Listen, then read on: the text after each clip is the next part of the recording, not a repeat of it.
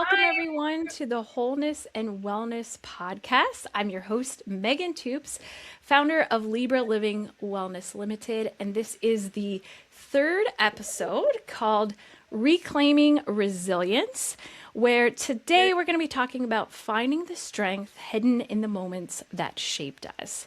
And my guest today is Leigh-Ann, and hopefully I say this Ouellet. correctly, Ouellet. You asked Yes, earlier. I was going to ask that. You did, and I Um, forgot to answer. and Leigh-Ann, I met last year. I'm just going to turn on this. September. Um, Last year, I was looking at an event on Eventbrite, came across your book launch, and literally felt this like strong sensation like, I need to be there. I need to go. And met you there, bought your book, read your book, and we kind of, the rest is history, as they say, kept in I touch. love it. So Leigh-Ann is on here today. We're going to be talking about resilience.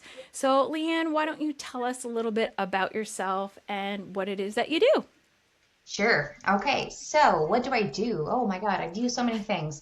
So most importantly, so yes, my name is Leanne, and I wrote a book, like Megan said, and I work. I have a 9 to 5 that I love. I manage teams in the public service. But what I am most passionate about lately is the publishing company that I started. It's more like a little boutique publishing company. So I started it to publish my own book because I had tried and attempted to get it published, with the big names. I have like huge ambitions apparently. So I tried to sell my book to other big publishers and nobody wanted to hear from me. So I said, I'm just going to start my own publishing company Love and I'm it. going to name it LAO Publishing. And that's like my initial. Yeah. So that's what I did. And I am working on a second book. Well, when I say working on a second book, I mean like it's like in my mind, I have the name and I have the themes and I have like what I'm going to do. But right now, I'm focusing more on doing some storytelling workshops, like writing workshops, more like along the lines of like memoir. Hmm. And I do coaching and mentoring for anybody who wants to tell their story through a book. Yes. So I do believe that everybody has a story, right? Hmm. And I'm a very strong believer that all of our stories should be written or told. So that's kind of what was the foundation of LAO Publishing. Yeah. I love that. I love that story of I couldn't find anyone to publish my book, so I made my own company. I love that. That's so cool. I I was don't like, know if yeah, we can do that for everything in our lives, but yeah, hey, it but worked. still, It it worked for worked. me. It worked. It worked. Yeah. Yeah. So yeah, I mean, that to me is a cool, like I was gonna ask to for you to tell us like kind of a fun fact or something interesting, but I Oh, find that's pretty awesome and oh, interesting. But thank yeah, maybe you. you have something else that's like a fun fact or interesting to share. Yeah, I don't know. What do I want to share? I'm obsessed with dogs. Like I'm really, really like creepily obsessed with dogs. Like And you just have one, I right? I just have the one, but if I see a dog anywhere, like now you can bring them at chapters, you can bring them at wherever you Nice. want, and I'll Yep. see them like from afar and like Yeah. make eye contact with that dog.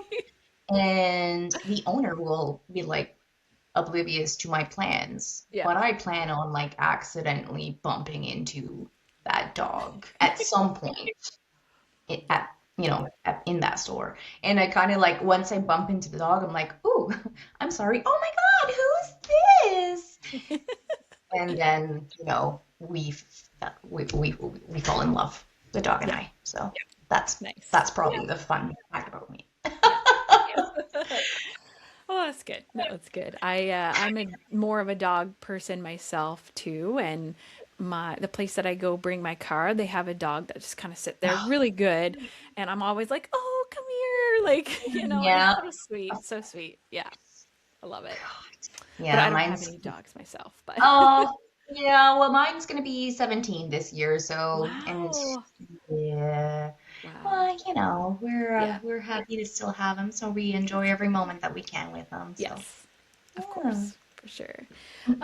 So yeah, let's just jump right into today's topic on resilience. Mm. So kind of in prepping ourselves for today's topic, I have these little cards that are on my board.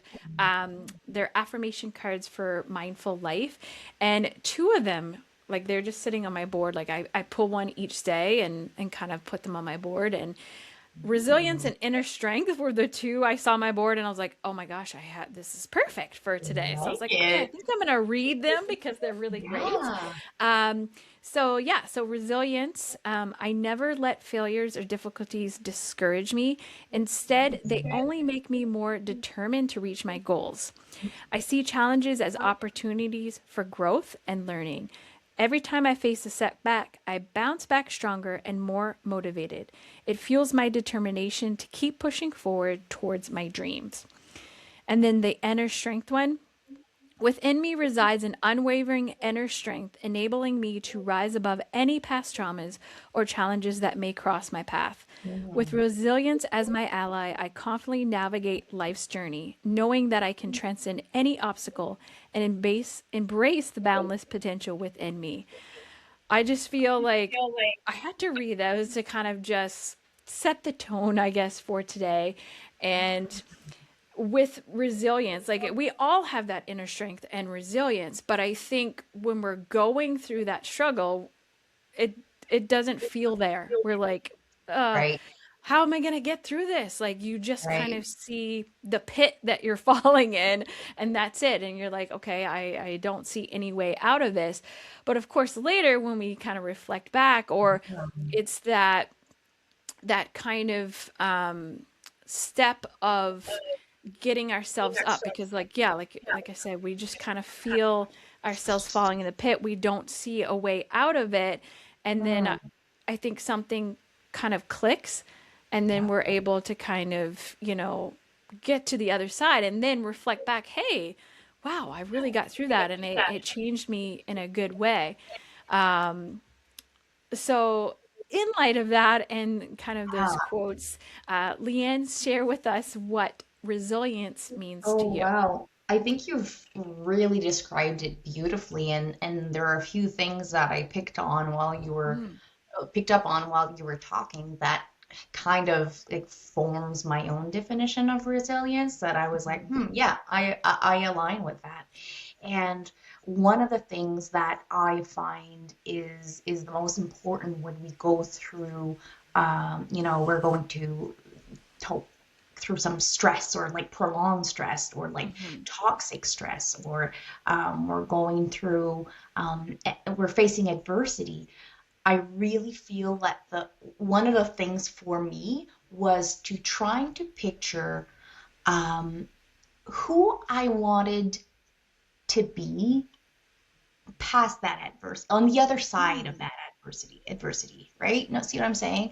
yeah, So who am I going, like it's hard to think about though when you're in the moment, but when you're in the moment and you think about who you're going to become after, mm, that itself I find is a motivation on its own, and it mm, also fuels your momentum, and it fuels you to eventually get there. And when you do get there, you look back, hindsight is 2020, right? mhm, So you do get back and you're like, oh, okay, I was able to overcome this, and I am now on the other side, and mm, here's how I did it. And you can help your friends and your family, and demonstrate how you did it, or help them with some insights because yeah, you also went through that.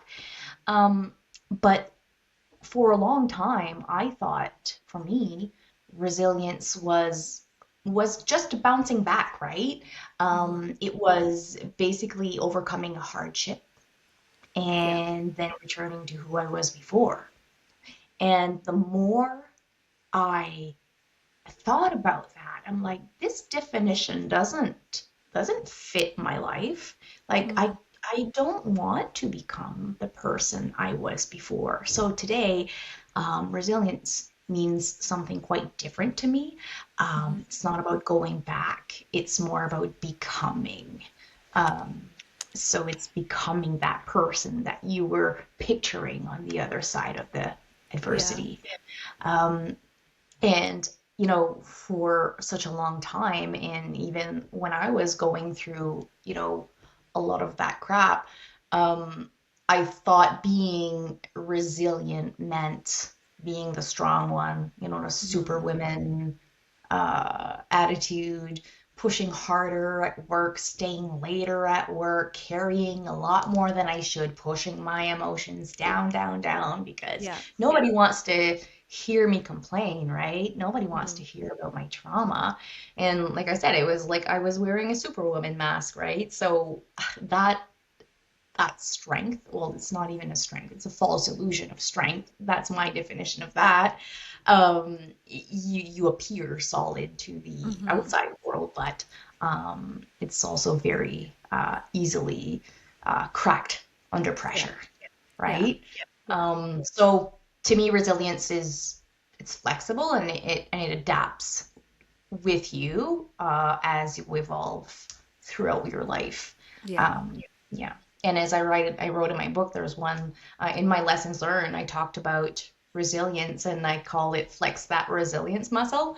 Hmm. It's like muscles, right? You kind Yeah. of like challenge them. They grow stronger through stress, Yeah. but you got to give them some time to rest and to recover. So, like, Exactly. Yeah. I love what you said about kind of becoming, like, or who yeah. do you want to become through this? Because, like, a lot of times I know in people's lives, they go through something hard and it completely, I think Yeah. everyone has some breakage that they go through a struggle, but some people it really breaks them and they don't necessarily come out of it. Like, I think of a friend that really struggled and constantly kind of falling in that pit. But Yeah. anyway, to get back on track and just, but becoming like that to me is so powerful. Like what you said, that I could feel it. And I was like, oh, I was like, yes, that's such a cool way to look at it because, after of all the struggles that we go through in our life and like thinking back on my own, I'm like, gosh, look at who I've become. I've become such a better person. I've become the version of me that I want to be because I've gone through those things. I mean, as crappy as it was, it's like, oh, when you're going through it, you're like, why am I going through this? This sucks. But I then you know. come through on the other side and you're like, if I didn't go through that, I wouldn't be where I am today. And so I think I kind of mentioned that in one of my last videos too, is like thinking back of how you got to where you are today too, and kind of those stepping stones to that path. And now I forgot, you said something else and I completely forgot. I was like, oh yeah, that's good too. But let's move forward, maybe it'll come back Oh, to that's me. fine. Yeah. So yeah, I've, and I'm sure you'll talk about this, you can promote this after, but I've read your book. And I know we all go through multiple struggles in our life, but you've shared one of your Mm. major struggles of period times in your life in that book. um, Yeah. so, kind of next thing to talk about is a pivotal moment in your life that really Mm. challenged your resilience. How did Mhm. you get through it? What were some struggles, but also triumphs through that? And I know we don't have like endless amount of time, but yeah, please share on that with us. Yeah, so um the book is really about my struggles with starting a family. I talk about, because of time, well, I'll just go through it. And believe it or not, that is not even the moment that tested my resilience the Okay. most. So, yeah, I know, So right? yeah, if it's So, a different one, please share that. That'll be good. yeah, you would think though. So it was really more in 2020 when my perspective shifted because I experienced my first burnout. Mhm. And it wasn't like a dramatic collapse or anything like that. It was just my body saying, you can't keep doing this. This Mm. is, you can't keep going like this. Woke up one morning, could not get out of bed. Thought I had COVID because it was, fall Yeah. 2020. But it was not. I just could not move and I was just drained. And I was so scared because I did not know what was going on. Mm. And when I looked back and I talked to my doctor, and she was like, I think you're experiencing burnout and so on. I looked back and I was like, I spent years pushing myself at work, and not because my employer was asking this of me. I was putting that Mm. on myself, right? And we all do that. Mhm. And I was pushing myself at home in my social groups, everything, all while living with the compounded trauma of, losing two advanced pregnancies back to Mhm. back within the span of like a year and a half, like, Yeah. and um, when I looked back, as well as the periods where I was, grieving those losses, I thought I was doing all of the right things to get to, the other side of adversity, Mhm. right? So I was eating better. I was, well, I don't know how my sleep was. I can't remember. It probably wasn't that great, but and I was exercising. And like, if you gave me a checklist of all of the things that you needed to be resilient and to, bounce back, I was checking all of the things. Mhm. But it was definitely quantity over quality of the Mhm. items. You know what I mean? So like I said, my sleep was probably not great. Yeah, my diet was okay, but like, on weekends I would drink like wine and Yeah. and then the exercise was good, but the exercise was like, you know, 5 a.m. before work, like fasted, big workouts. So Mhm. that would, that way when I look back, I was prioritizing my exercise over my sleep. Mhm. So it's all these little things. So that's kind of what made me realize like I endured 2 long grieving periods that compounded over time.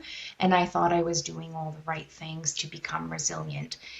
Fast forward, I was doing all those things all while bottling everything up.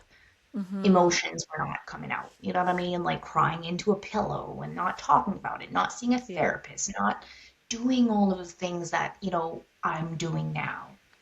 So, what I'm trying to say is that all of that work that I thought I was doing to build, to get to the other side, I thought I was on the other side, but I wasn't Mm. because I burnt out. And that to me was eye-opening. Mm. So when I took some time off of work, but it was admitting to myself that I can't do this anymore. I need to change something. Yeah. So when I did return to work, I don't think that was my triumph.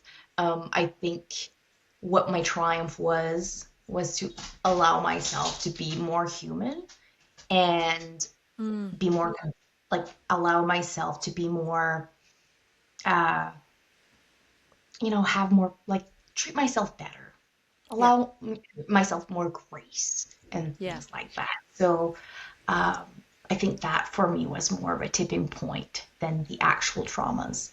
Mm. I like Yeah. that of being having more grace for yourself. Like I feel like I've also been kind of learning that because yeah, like I feel like a lot of times we are hard on ourselves. Like, Yeah. oh, I didn't get this done today. I I didn't do know. this and I think a lot of times that people that's where that burnout does come from because we push ourselves, we Yeah. push ourselves and push ourselves and don't Yeah. take care of ourselves, the inner and the outer, because I think a lot of times we might focus on the outer and forget about the inner and just like, ah, no, I can do Yep. these other things. That's fine. But yeah, I've been experiencing that myself to allow myself to do that. Like today, even for example, like I was like, okay, we have our to-do list and I'm like, okay, this is what I want to get done today. I felt like Yep. crap last night and I was Oh, like, how am I gonna do stuff tomorrow? And yeah, some people will I push themselves, but know. I told myself, you know what, Megan? Do Yep. what you need to do. Take time for yourself, take some Yep. self-care. And that's what I did. And like this afternoon, I felt great. So I was like, okay, That's that's what I amazing. needed. Like sometimes we need to take that extra time for ourselves and make it a priority. So that way we can get through the more Yeah. difficult times.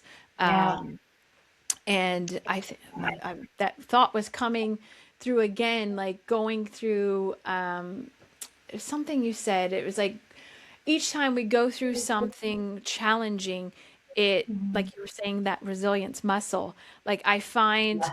we have better ability that when some like kind of more better problem solving abilities, I guess, too. Like if Yes. something Yes. challenging comes up, it's like, okay, Yeah.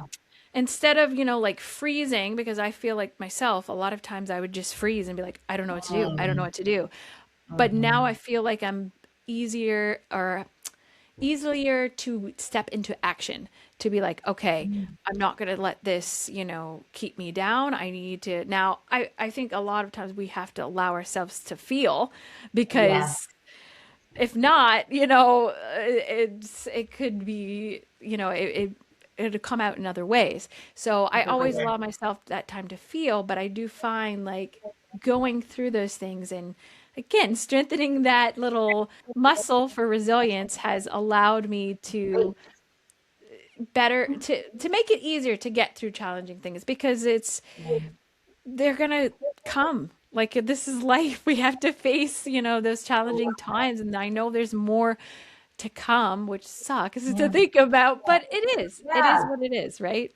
So resilience is a very it has a very cyclical nature, right? Mm, So it just goes like this. You kind yeah. of like you survive the thing, then you struggle for a while maybe, Hmm. but then you thrive. And Yeah. then thriving happens after you overcame it, but you thrive, but not for that long, because then it's a whole repeat and it's a Yeah. whole thing, right? So it's Yeah. very cyclical, is what I like to call it. Yeah. Um, and and you said something that reminded me about, oh, the more you go, the more you build your resilience. That means the more you overcame stressors, or you overcame Hmm. adversity and things like that.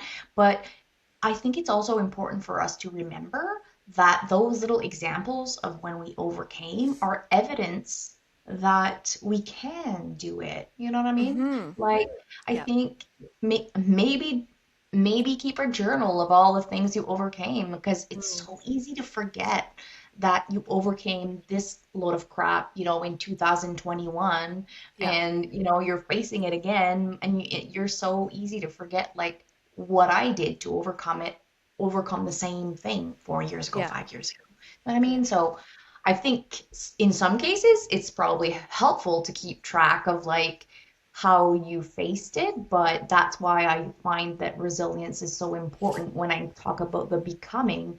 because that event from 2021 allows you to become, the person that you are in 2026. Yeah.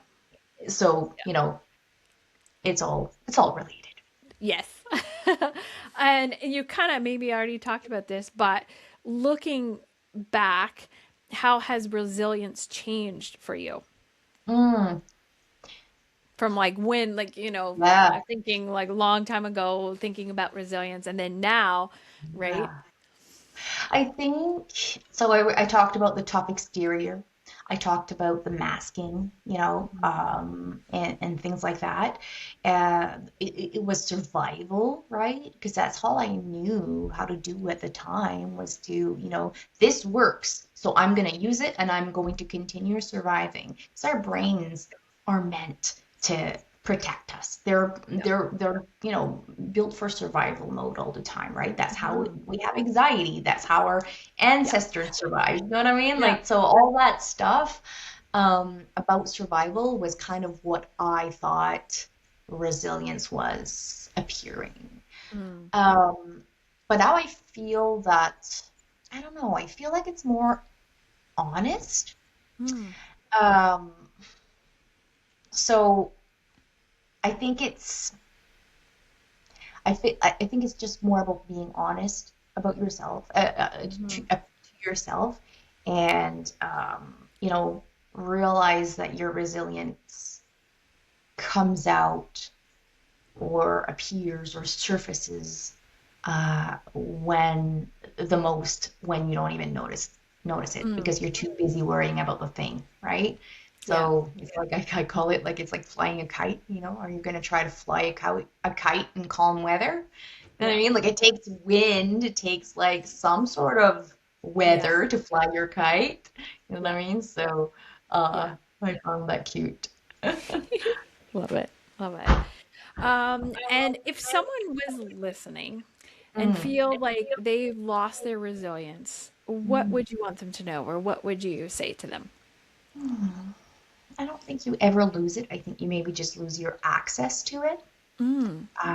Or you think that you are no longer resilient, but you're not because you're still alive. You're Mm. still going into your workplace, at 8 a.m. every morning. Yeah.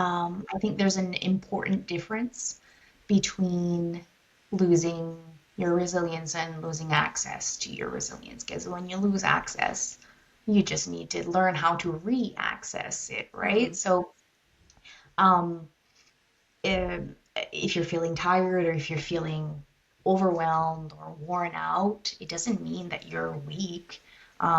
Sometimes we're just carrying too much for too long, and I Mm. think that it's just part of being human. It's a cyclical nature, right? Yeah. Yeah. And you don't have to bounce back. You don't have to bounce back immediately. Right. You're but you're allowed to change. You know what I mean? Mm-hmm. Um, you don't have to be strong every single day. Everybody's like, "Oh, I gave it my 100% today." Yeah. That's crap. If you're 100, if you're at 60% today, that is your 100% for that Mm. day. You gave Yeah. it your all, but you're just, your battery's only at 60%, but that is your 100%. Um, and I think it is just something that, you know, asking for help is also Mm. something that I, um, you know, uh, did not do for a long time. Mm-hmm. I neglected therapy. I neglected self-care. I neglected social connections. That was a big thing for me because I know social connections and getting out there with your friends and your family and things like that is so, so, so helpful for your health, right? Mm-hmm. It does, um, it does great things for your resilience. So that's one thing that I found that once I reintegrated those things in my life, Mm. um, I felt better. And you're not broken. That's another thing that I want people to know. You're not broken. You're just, you lost access to your resilience. Yeah. Yeah. I like that. I like what you said about kind of like socializing or Mm. doing things, because I think a lot of times, like something I've been reflecting on this week is if things don't feel right for me, I don't want to Yeah. socialize, because I'm like, and I was trying to think, I was like, but why? I was asking myself, why? I And I know. mean, I don't want to branch off to another topic too much, but I mean, it I still goes with know. resilience, I guess. But like, I feel like, and usually when I do force myself sometimes to go and do something fun with a group of people, I Yeah. enjoy myself so much, and Oh, I'm yeah. like, why was I being kind of a butt about it to I begin know. with, right? I But know. I love, like, kind of like what you said, and something else that you said too. Like, there's so many ideas I Ah, should we probably need a write part down. two. What Um, I'll do, I'll get you to do one of the resilience assessments through the coaching side, yeah, that'd be fun. and then we can talk about that. Oh, I like that. I like that. Goes into the world. But yeah. just thinking about like when I do feel down, and also what you were saying, like, operating at 60%, that's your 100% for that day. Because, yeah, we have really good days where we're like almost on a high and where everything feels great. And then some days it's like, oh, I don't want to do today. Today is No, just not no, my day. I And don't then play anymore. sometimes, again, I guess that's also to resilience. Like I feel like wintertime is really hard for everyone. Mm. Like, Yeah, especially if people can suffer from seasonal depression and I stuff, and do. it's just Yeah, cold. And yeah, I feel like for myself going through like a lot of changes the beginning of this year, there's been times where I'm like, I do not want to do today. And I'm like laying there, I'm like, I don't want to wake up. I don't want to do this. But then I kind of give myself a pep talk and say, okay, Megan, get up, do at least this. And then I do it and it makes me feel good. So I feel like that's also resilience too, being able to say, okay, I'm going to do what I need to get done, or, give myself a pep talk.